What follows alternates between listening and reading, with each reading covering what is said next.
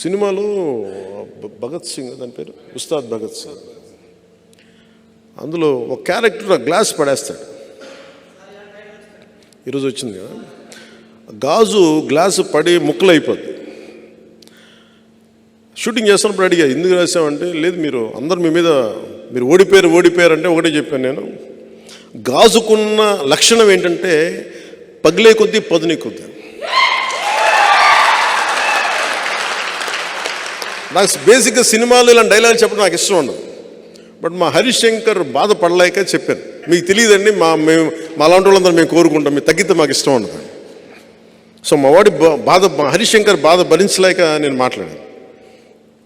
ఎందుకు చెప్తున్నానంటే, అనుభవం కానిదే నేను ఎందుకు నలిగి ఈ రోజున ఎందుకు ఇంత బలంగా అడుగుతున్నాను ఓట్లు అంటే, ఒక దశాబ్దం అధికారం లేకుండా ఓడిపోయి పార్టీ నడిపిన వాడిని చిన్నపాటి విజయం, ఒక 21 సీట్లు 2 ఎంపీలు కనుక మనం కొట్టి చూపించామంటే భారతదేశం ఆంధ్ర వైపు చూసేలా చేస్తాను.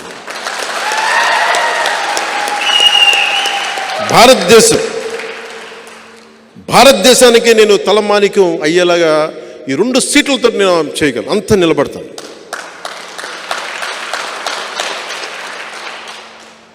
ఈ రోజున మనం లేకపోతే ఈ పొత్తు కూడా ఉండలేని పరిస్థితి.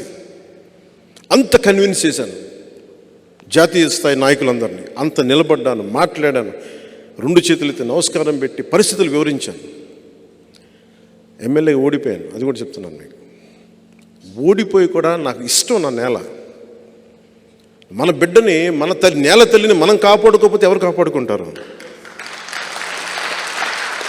ఉప్పాడలో సముద్ర కోతకి గురయ్యి ఇల్లు లోపలికి వెళ్ళిపోతుంటే ఆ బాధ వాళ్ళకి తెలుసు. ఒక వాడబలిజల బాధ నాకు తెలిసిన వాడిని, నాకెళ్ళి నుంచోవాలని ఉంటుంది అక్కడ. కానీ నాకు అధికారం ఉంటే నేను ఏదైనా చేయగలను, లేదంటే నేను వ్యక్తిగతంగా ఏదో కొద్ది గొప్ప చేయగలను, సరిపోదు. అది ఒక పాలసీ రావాలి అక్కడికి.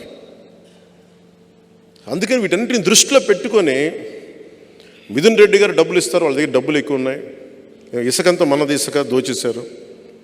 జగన్ రెడ్డి గారికి ఇంకా అంతులేదైన వ్యాపారాలకి అండ్ డబ్బులకి, అన్నీ అర్థం చేసుకోగలను. నిజమైన అభివృద్ధి నేను అనేది గుడ్డిగా కూడా ఓటు వేయకండి అంటున్నాను.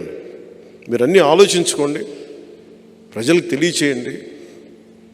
నేను ఎవరిని దెబ్బతీయడానికైతే నేను రావట్లా, నిలబడటానికి వస్తున్నాను.